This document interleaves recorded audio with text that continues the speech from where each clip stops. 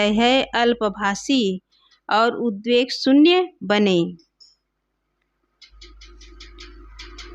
कम बोलो, फिर अपने स्थान पर सब कुछ व्यवस्थित हो जाएगा। लाओ जी कह रहे हैं, कम बोलो फिर अपने स्थान पर सब कुछ व्यवस्थित हो जाएगा। रात में आया हुआ आंधी का वेग सुबह तक नहीं बना रहता।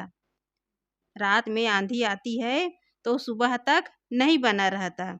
सुबह से होने वाली वर्षा का जोर पूरे दिन नहीं बना रहता है। और इन्हें कौन उत्तेजित करता है? जो आंधी आती है और खूब जोर से वर्षा होती है, इसे कौन उत्तेजित करता है? ममता?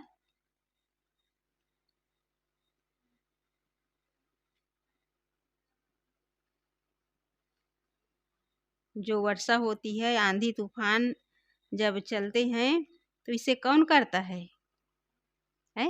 भगवान?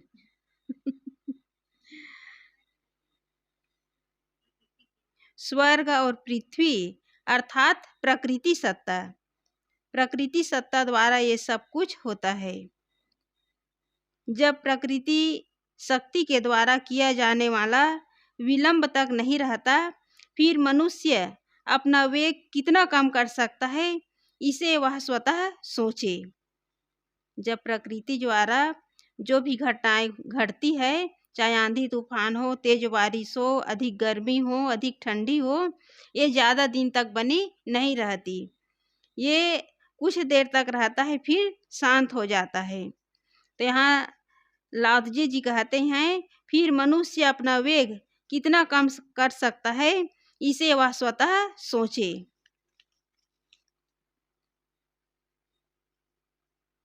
अल्पभाषी बनो, फिर सब कुछ अपनी जगह ठीक हो जाएगा। मनुष्य बातें बोल बोल कर जितना व्यवहार खराब करता है, वह संसार के सामने है। यदि कम बोलने का अभ्यासी हो जाए तो बहुत संकट अपने आप कट जाए। लेकिन मनुष्य जो है, किसमें ज़्यादा बोलने में ही अभ्यस्त है। वो जितना ज़्यादा बोलता है, अपने आप को उतना ही वो शूरवीर मानता है। सोचता है कि मैं कितना अच्छा बोलता हूँ, कितना अच्छा लोगों को प्रभावित करता हूँ, और इसी अहंकार में वो चूर रहता है। लेकिन जो जितना ज़्यादा बोलता है, उतना ज़्यादा उलझता है। उसके जीवन में उतनी ज़्यादा अशांति पैदा होती है। इसलिए ज़्यादा बोलने से बहुत लोगों के जीवन में संकट आए हैं। इतना बड़ा महाभारत घटना क्यों हुआ? जो वाणी के कारण। सीता जी की हरण क्यों हुई? वाणी के ही कारण। इसलिए जो जितना ज़्यादा बोलता है, उतना ज़्यादा अपने जीवन में संकट उपस्थित कर लेता है। कहा भी गया है, बालू जैसी किरकिरी, उजल जैसी धूप, ऐसी मीठी कुछ नहीं जैसी मीठी चुप। जो जितना मौन होकर के अपना व्यवहार कम करेगा, उतना ही उसके जीवन में सुख और शांति है। जो जितना ज़्यादा बोलता है, उतना ही अपने जीवन में उलझन पैदा करता है। इसलिए वाणी सत्य, मिष्ठ, प्रिय और हितकर होना चाहिए। इन सद्गुणों के संयुक्त होने पर भी बहुत कम बोलना चाहिए। यदि मनुष्य जो है सर्व सद्गुणों से संपन्न है, फिर भी वाणी का प्रयोग जो है कम होना चाहिए। क्योंकि यदि सद्गुण संपन्न है और उसका यदि अहंकार हो गया, तो उसका सद्गुण जो है काम आने वाला नहीं है। क्योंकि अहंकार में सारे सद्गुण नष्ट हो जाते हैं। मौन रहकर विनम्रता से सेवा करना चाहिए, फिर सब अपने आप व्यवस्थित हो जाएगा। बहुत बोलकर केवल बिगड़ता है। बहुत बोलने से केवल काम बिगड़ता है। इसलिए कम से कम बोलने की आदत बनाना चाहिए। साथियों को बातों से नहीं तृप्त किया जा सकता, किंतु विनम्रता और निष्कामता पूर्वक सेवा से संतोष दिया जा सकता है। जितने भी अपने आसपास लोग हैं, उनसे बातों से तृप्त नहीं किया जा सकता। कितना बोलोगे? दिन भर थोड़ी बातें करते रहोगे, कभी न कभी तो शांत होना पड़ेगा। इसलिए मुख्य बात है, विनम्रता और निष्कामता पूर्वक सेवा से संतोष दिया जा सकता है। ज़्यादा बोलने की आदत के कारण अनेक प्रकार के विकार उत्पन्न होते हैं। बोलत बोलत बाढ़ु विकार। जो जितना ज़्यादा बोलता है उसके जीवन में उतने ही विकार उत्पन्न होते हैं और विकार ही दुखों का कारण है। एक घटना है, एक मछुआरा नदी के तालाब के किनारे जाल डाले हुए थे मछली पकड़ने के लिए। अब जाल डाले डाले बहुत समय हो गया, आधा घंटा हो गया, 1 घंटा हो गया, 2 घंटा हो गया। वो देख रहा था कि कब मछली पकड़े, मछली इसमें कांटा में फंसे और मैं उसे पकड़ूं। वो इंतजार में था, लेकिन देखते देखते एक भी मछली नहीं फंसी। परेशान हो गया और एक व्यक्ति जो है दूर से देख रहा था, तो कहने लगा कि इस तालाब में तो बहुत सारी मछलियां हैं। वो नीचे झांक करके भी देखा पानी के नीचे, तो आसपास बहुत सारी मछलियां हैं, लेकिन फंस क्यों नहीं रही है। उसे बड़ी हैरानी हुई कि ये मछलियां फंस क्यों नहीं रही है। तो एक व्यक्ति जो है दूर से उस दृश्य को देख रहा था, तो आकर कहने लगा कि भाई साहब, लगता है आप बहुत दिन बाद इस तालाब में मछली पकड़ने के लिए आए हो। तो कहने लगा कि हाँ, बहुत दिन बाद तो आया हूँ। तो व्यक्ति कहने लगा कि इस तालाब के किनारे एक संत जी पधारे हुए थे और वो मौन साधना का प्रवचन दे करके गए हैं, और ये मछलियाँ जो है उस मौन साधना को पूरी तरह सुनी हैं। इसलिए ये मछलियाँ जो है तुम्हारे इस कांटे में फंसने वाली नहीं है। क्योंकि वो व्यक्ति कहने लगे कि महात्मा जी जब तक प्रवचन दिए मौन साधना का ही प्रवचन दिए हैं, और ये मछलियाँ पूरे शांत भाव से उस प्रवचन को सुनी हैं, आपके ऐसे कांटे में फंसने वाली नहीं है। तो इस प्रकार जो अपना मुंह बंद रखेगा वो कहीं फंसेगा नहीं, कहीं उलझेगा नहीं। तो इसलिए कहा भी गया है, एक चुप और 100 सुख। एक चुप और 100 सुख। जो जितना ज़्यादा बोलेगा उतना ही अपने जीवन में उलझन पैदा करेगा। इसलिए बोलो तो मीठा भी बोलो। सत्य है तो उसे खर-खर बोलने की आवश्यकता नहीं है। उसे मीठा बोलो, प्रिय बोलो, ताकि सामने वाले को चोट न लगे। इस तरह यहाँ लाओत्जे जी कह रहे हैं कि कम से कम बोलने की आदत बनानी चाहिए। साथियों को हम बातों से तृप्त नहीं कर सकते, किंतु विनम्रता और निष्कामता पूर्वक सेवा से हम संतोष उसे दिलासा दे सकते हैं। वायु का तीव्र वेग पूरी तरह सुबह नहीं बना रहता। जब वायु चलती है तो सुबह तक नहीं बना रहता। वर्षा की तीव्रता पूरे दिन नहीं बनी रहती। और इन्हें कौन चलाता है?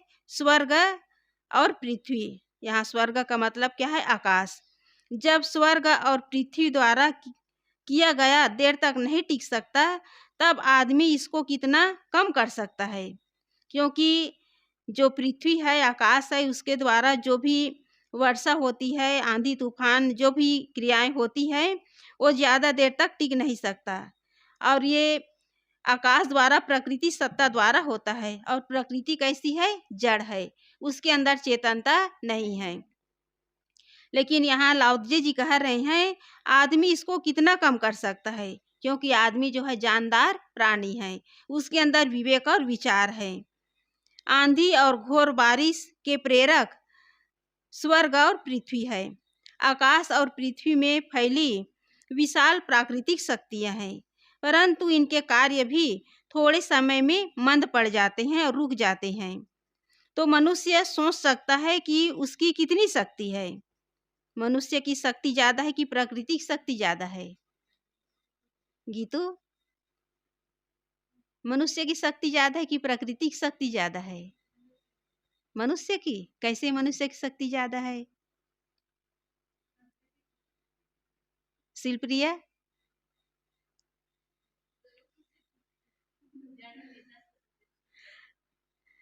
किसकी शक्ति ज्यादा है? ममता,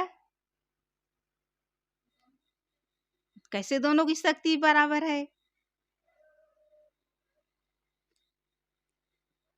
अच्छा बताओ, कैसे दोनों की शक्ति एक समान है?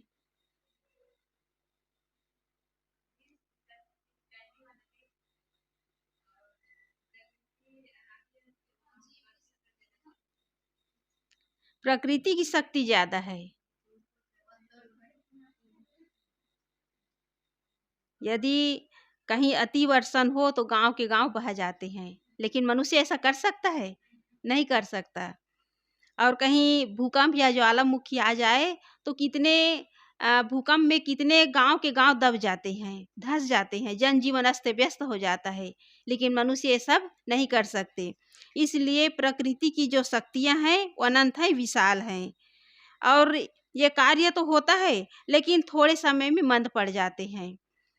तो यहाँ सदगुरु लाओत्जे जी कह रहे हैं, संत लाओत्जे जी कह रहे हैं, तो मनुष्य सोच सकता है कि उसकी शक्ति कितनी है।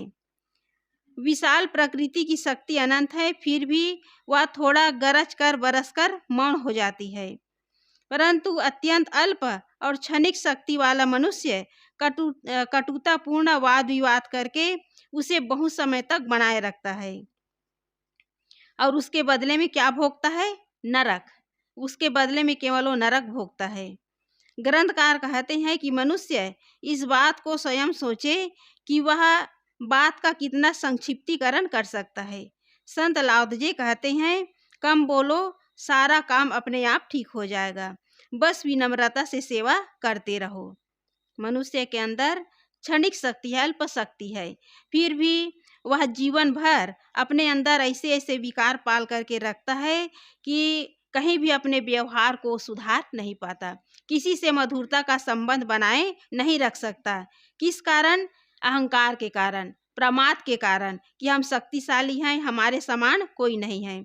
बस इसी झूठे अहंकार में हमेशा वो विवादग्रसित जीवन जीता है।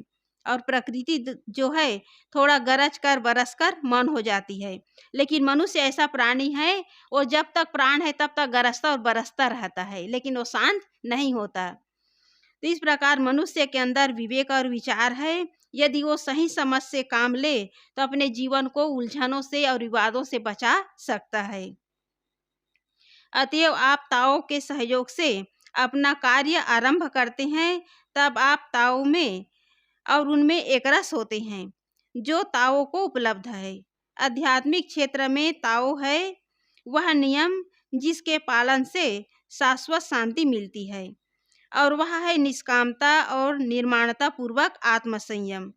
जब इन गुणों के सहयोग से मनुष्य अपने जीवन की रहनी बनाने का काम आरंभ करता है, तब वह इन उच्च गुणों में उसकी एकात्मता होती है, और उसमें भी उसकी एकात्मता होती है। जो इस उच्च स्थिति से संपन्न मनुष्य हैं, शांत आत्मा मनुष्य अन्य शांत आत्मा मनुष्यों से जुड़ जाते हैं, और यही संत समागम है। पूर्णताओं से जुड़ना जीवन मुक्ति है। जीवन मुक्त अन्य जीवन मुक्तों से मानो जुड़ जाता है, और दोनों की स्थिति एक समान होती है। कबीर साहब कहते हैं, समझे की गति एक है, जिन समझा सब ठौर, कहीं कबीर ये बीच के, बल कही और की और।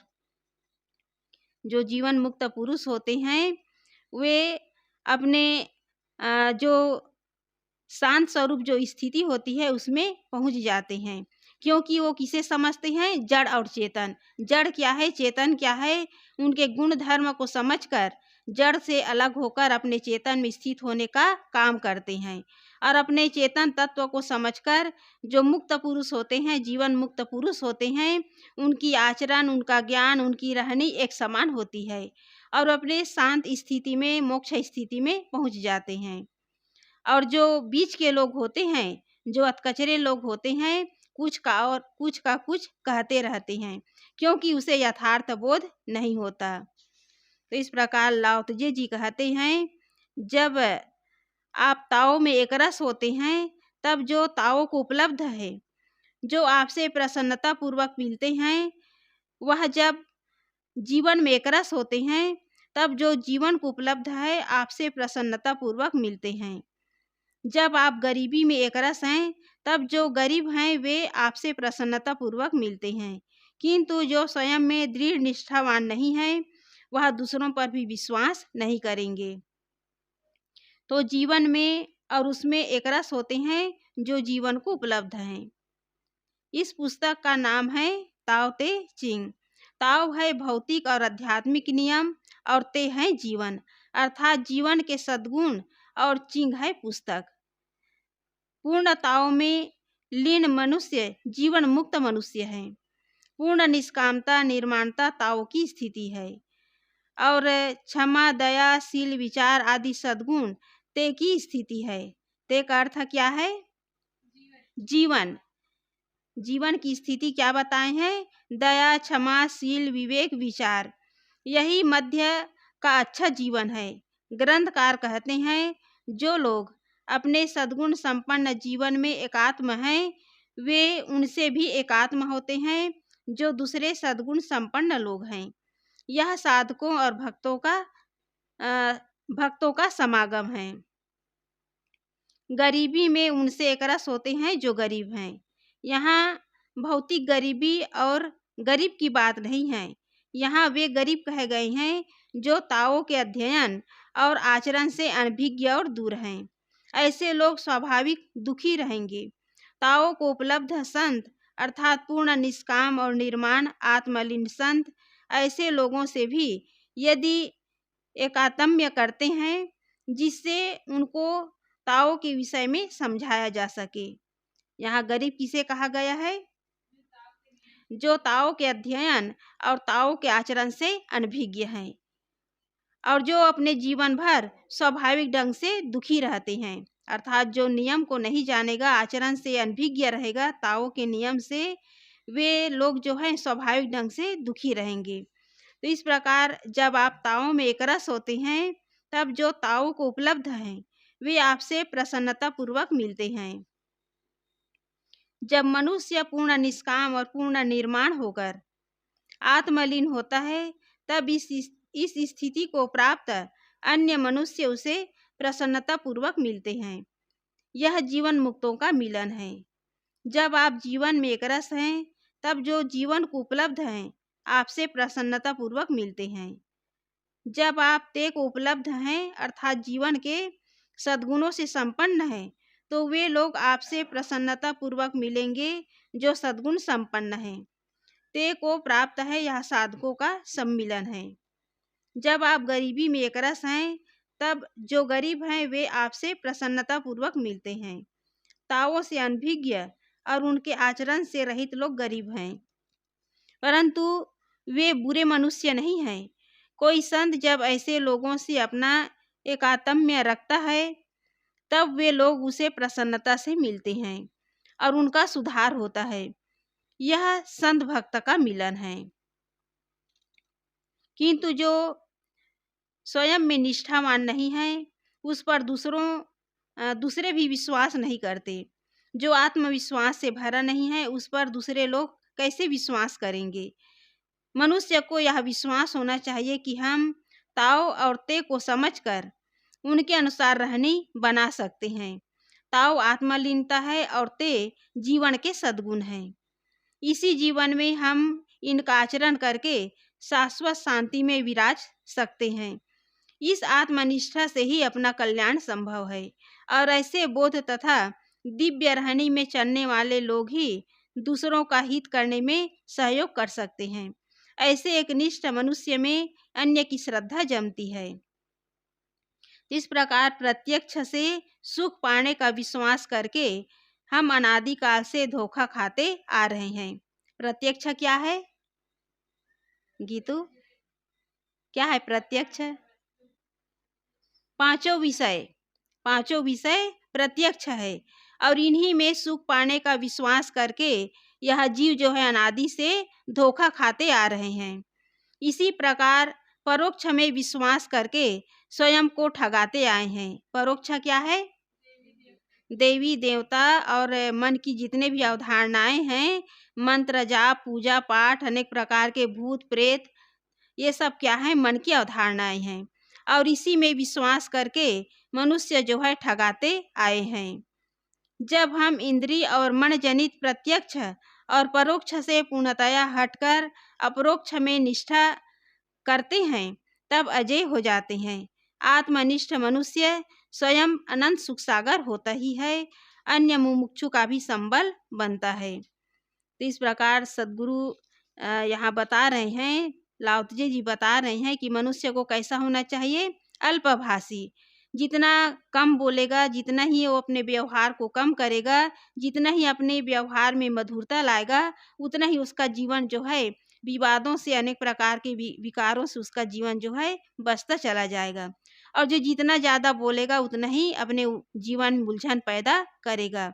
और दूसरी बात है उद्वेग शून्य होना। कहीं भी अपने अंदर प्रतिशोध की भावना ना लाना, बल्कि निष्कामता पूर्वक, निर्माणता पूर्वक सेवा करते हुए अपने जीवन को कल्याण की ओर ले जाना। जो निष्कामता पूर्वक, निर्माणता पूर्वक अपना जो जीवन है सेवा करते करते अपने जीवन को कल्याण की ओर ले जाता है, वही जो है स्वयं अपना कल्याण करता है और दूसरों के कल्याण में भी वो सहयोग अपना करते हैं। तो इस प्रकार जो मनुष्य आत्मनिष्ठ होता है, स्वयं तो अपना कल्याण करता है, अन्य मुमुक्षु जो हैं उनके लिए भी वो एक संबल का काम करता है, दूसरों के लिए भी वो आदर्श स्थापित करता है। तो इस प्रकार जब तक मनुष्य पांचों विषयों से और मन की अवधारणाओं से बचा करके आत्मनिष्ठ नहीं होंगे, तब तक मनुष्य जो है अपने आप में स्थित होने का काम नहीं कर सकते। तो मुख्य काम है अपने अंदर जो विकार हैं, पांचों विषयों के प्रति जो आसक्ति है और मन में अनेक प्रकार की कल्पनाएं हैं, इनसे हटकर अपने आप को आत्मनिष्ठ बनाने का काम करना। और यही अंतिम लक्ष्य है, यही अंतिम उद्देश्य है। और इस उद्देश्य को जो प्राप्त कर लेता है, इस उद्देश्य में जो सफल हो जाता है, वो तो अपना काम कर ही लेता है, अन्य लोगों के लिए एक आदर्श स्थापित करता है, औरों को भी इसमें सहयोग प्रदान करता है। इस प्रकार यहाँ दो बात बताए गए हैं। कौन कौन सी बातें हैं? अल्पभाषी बनो और उद्वेग शून्य बनो। तो इस प्रकार कम बोलना है, मीठा बोलना है और प्रिय बोलना है। जो जितना ज़्यादा मौन रह करके विनम्रता पूर्वक सेवा करता चला जाएगा, उसका जीवन हमेशा व्यवस्थित रहेगा, वो कभी उलझेगा नहीं। और दूसरी बात है उद्वेग शून्य रहना, कहीं भी किसी भी परिस्थिति में कहीं भी न उलझना। तो इस प्रकार यहाँ दो बातें बताई गई है और दोनों बातों को मनन चिंतन करने की आवश्यकता है। बोलिए सद्गुरुदेव की जय।